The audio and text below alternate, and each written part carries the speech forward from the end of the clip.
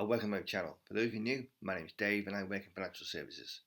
And these videos are mixed in journey towards financial freedom, financial products, financial well-being so you, like me, can reach your goals sometime in the future. Now let's get into the latest video. Now this video is about my individual savings account for the review of May 2024. Now it's not to boast or brag or say look at me, but it's to say well if I can build a sizable portfolio, so can you. If you take the steps, take the plan and invest within the tax-free investment wrapper. So what are the aims of the portfolio? We're looking for an annual return of 10%. For 2024, we're looking for annual dividends of £3,600 and we're looking for a year-end value of £113,000. So how's the portfolio done the month? Well, a very good month. We started at 106,799. We ended at 110,807. So increase in the month of £4,008. We've achieved a return year to date of 12.31% against a comparison of the FTSE 100 of around about 6.2%, which is considered undervalued and it has a very good bump.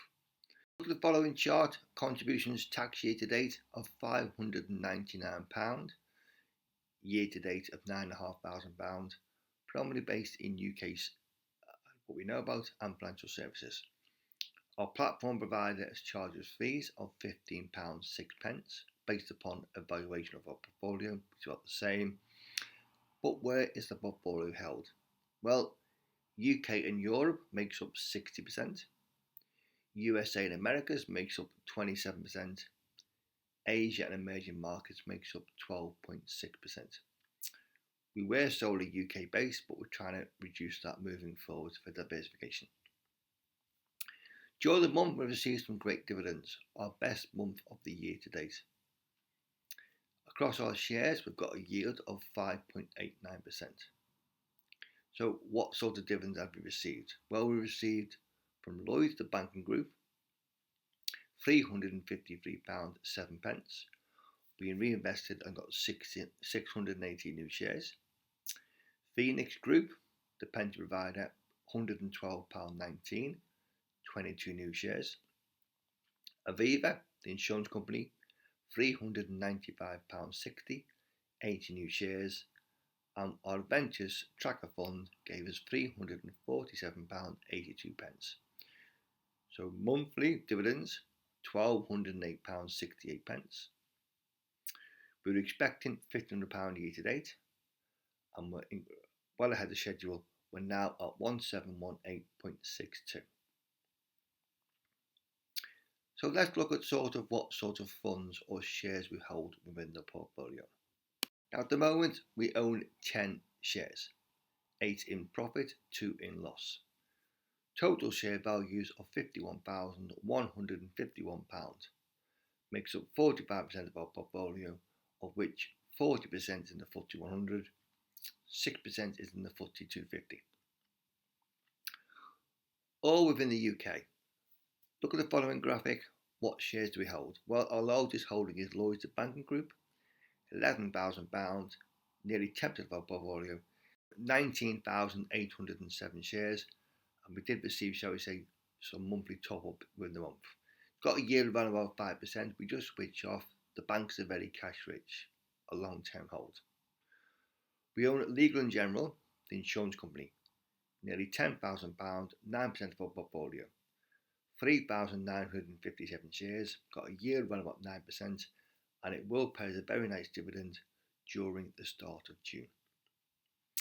We also own Aviva, 1,854 shares, nearly £9,000, 8%. Just like LNG, just switch off, everyone needs insurance, but again, a very nice yield as it proved during the month.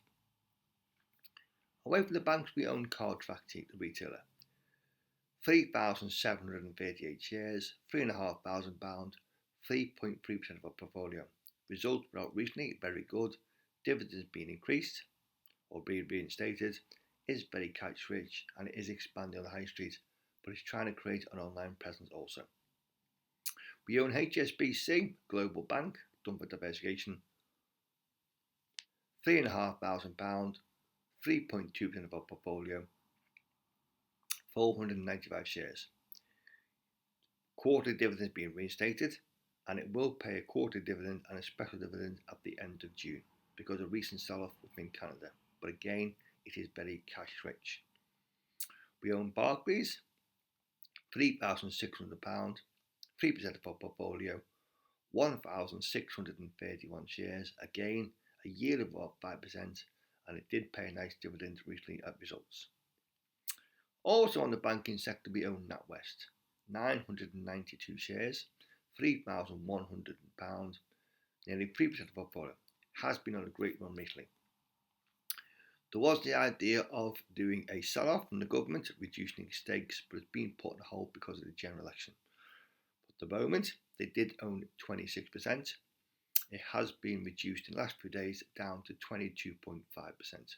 So although the sell-off has been put on hold, it may well be they do some kind of selling anyway on a small periodic basis. But it has had a great returns in the past few weeks.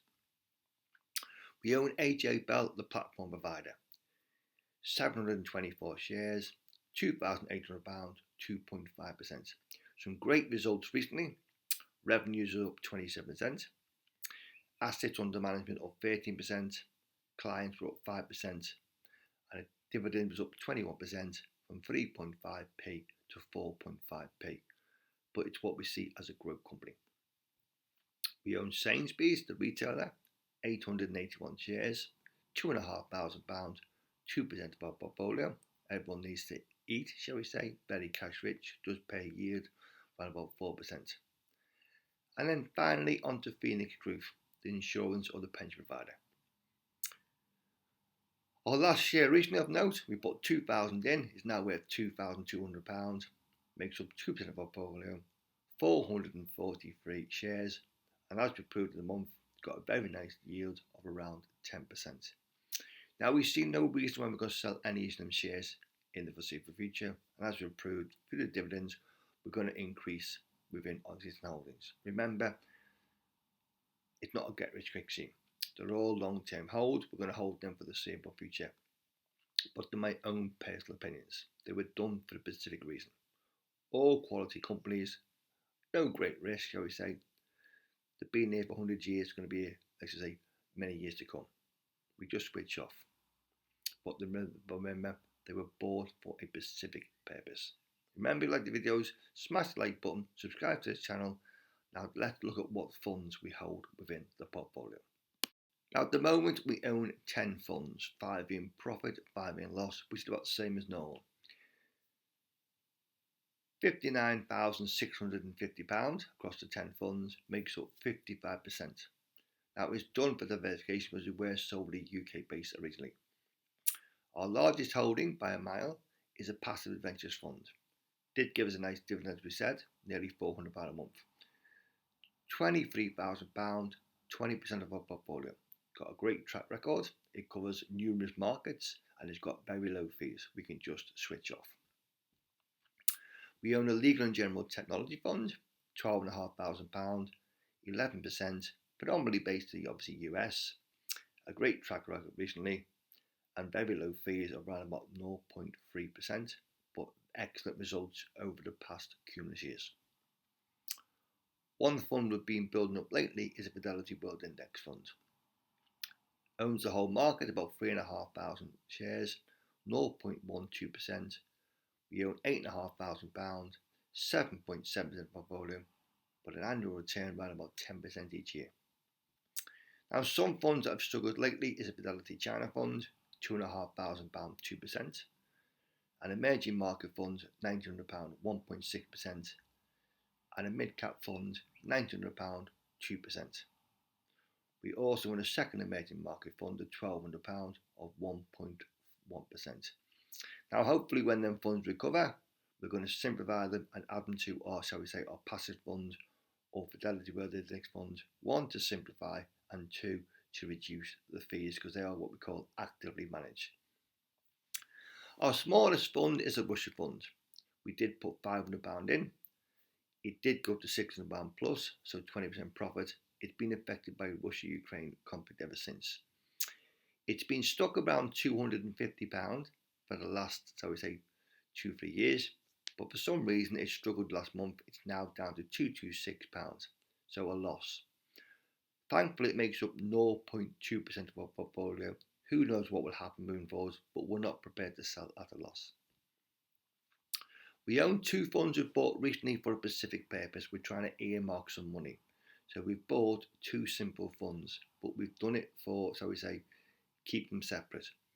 We own an S&P 500 fund, £3,000, 2.8% of our portfolio, and we own an HSBC All World Share Index Fund, £5,300, put 4.88. We've done it to separate from related funds because we may need that money for a particular reason in the short term. But we've done it because we want to stay in the market. We don't want to keep cash. So as I said, a collection of funds, collection of shares. All done for a reason, all done for a specific purpose. Some of the reactive managed funds have struggled, hence the reason why we've gone to passive funds, reduced costs, and they're outperforming, shall we say. But it just goes to show, if I can build a portfolio of six figures, you can too. Take a plan, take steps, put the action in place. Remember to invest on a regular basis, but more importantly, invest with a tax-free wrapper. So all growth and all dividends will remain tax-free away from the taxman, and there's no need to declare on, so we say, self-assessments, or no need for capital gain tax. Remember, if you like the video, smash the like button, subscribe to the channel, and we'll see you again soon.